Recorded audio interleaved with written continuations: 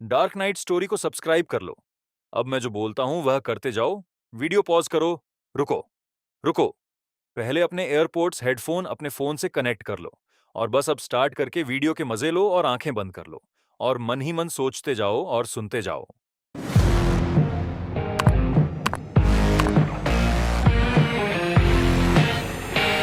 समीर एक मशहूर सर्जन। उसके हाथ कहते हैं जिंदगियां बचाते थे, लेकिन उन्हीं हाथों का एक और बहुत ही खौफनाक राज भी था।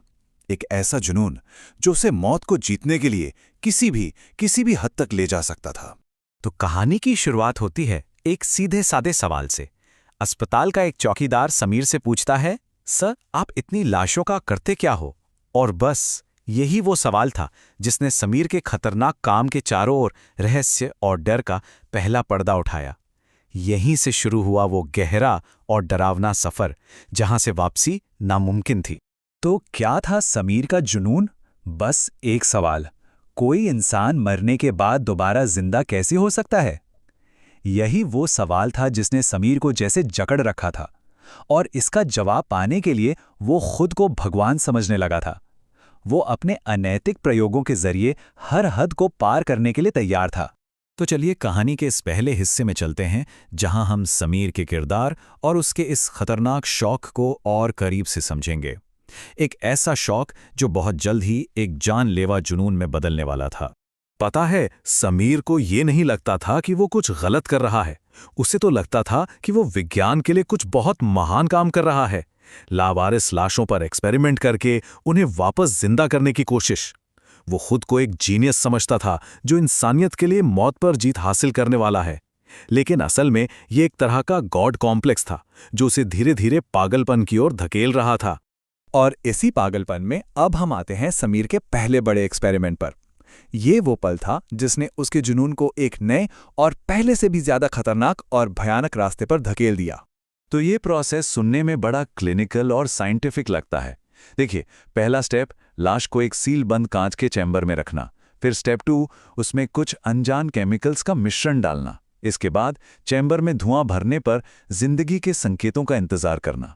और आखिर में अगर सब्जेक्ट जिंदा हो जाए तो उसे बाहर निकालना। कागज पर तो सब ठीक था, लेकिन इसका जो नतीजा निकला वो किसी के भी होश उड़ाने के लिए काफी था। और फिर एक पल के लिए लगा जैसे समीर कामयाब हो गया। जैसे ही चैम्बर का धुआं हटा, लाश ने अपनी आंखें खोल दी। सोचिए जरा उस पल को। समीर को लगा उसने नामुमकिन को मुमकिन कर दिखाया है। उसने मौत को हरा दिया है। लेकिन उसकी ये खुशी बस कुछ पलों की ही थी। शरीर में कोई और हरकत नहीं थी। वो बस बेजान पड़ा था।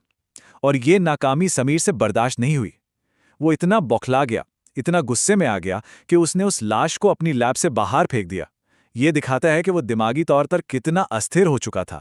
अब लाशों से निराश होकर कहानी एक नया और ज्यादा पर्सनल मोड़ लेती है।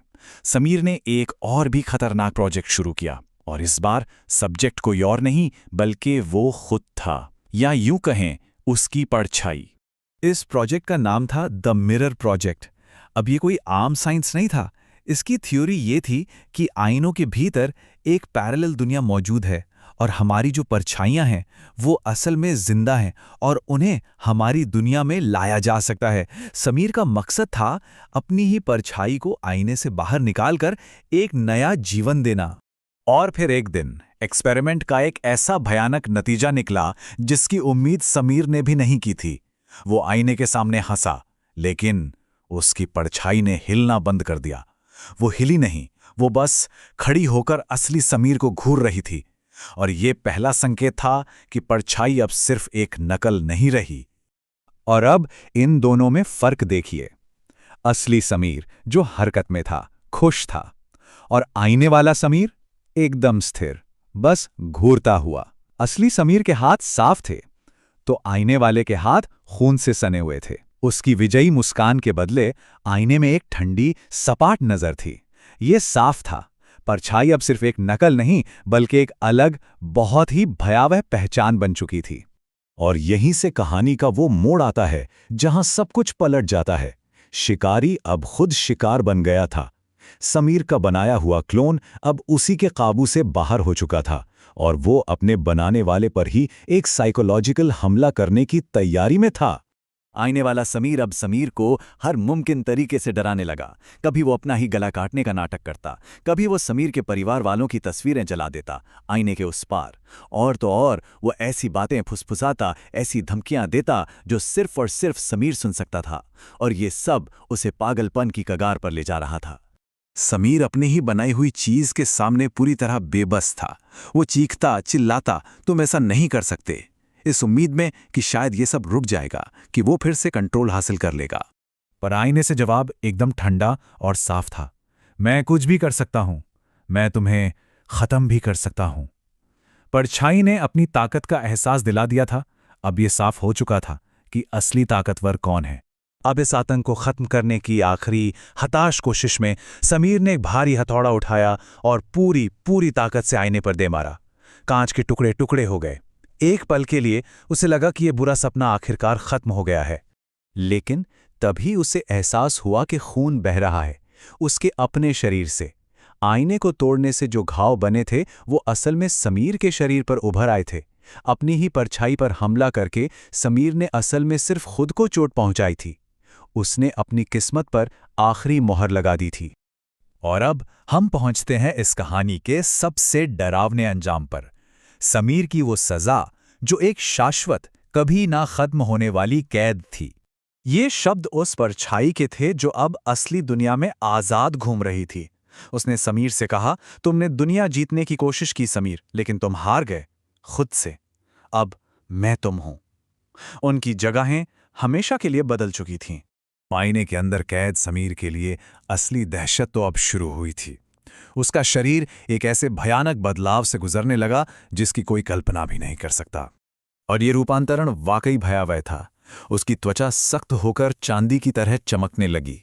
उंगलियां लंबी होकर तेज कांच जैसे नाखूनों में बदल गईं। चेहरे के सारे नैन नक्श सपाट होकर गायब होने लगे। वो चीखना चाहता था, लेकिन उसके गले से सिर्फ कांच के चटकने की आवाज निकल रही थी। उसकी सजा मौत नहीं थी, नहीं, उससे कहीं ज्यादा बदतर थी। वो हमेशा के लिए एक जिंदा आईना बन गया। अब उसे अपनी परछाई को बाहरी दुनिया में लगने वाली हर एक चोट को महसूस करना था। वो ना जी सकता था, ना मर सकता था, बस एक अंतहीन पीड़ा में कैद। कहते हैं, आईना आपको सच दिखा सकता है, पर सच बता नहीं सकता। समीर की ये कहानी हमें पहचान और हकीकत पर एक डरावना सवाल सोचने पर मजबूर करती है। क्या होगा अगर हमारी परछाई, जिसे हम रोज देखते हैं, किसी दिन हमसे ज्यादा असली हो जाए?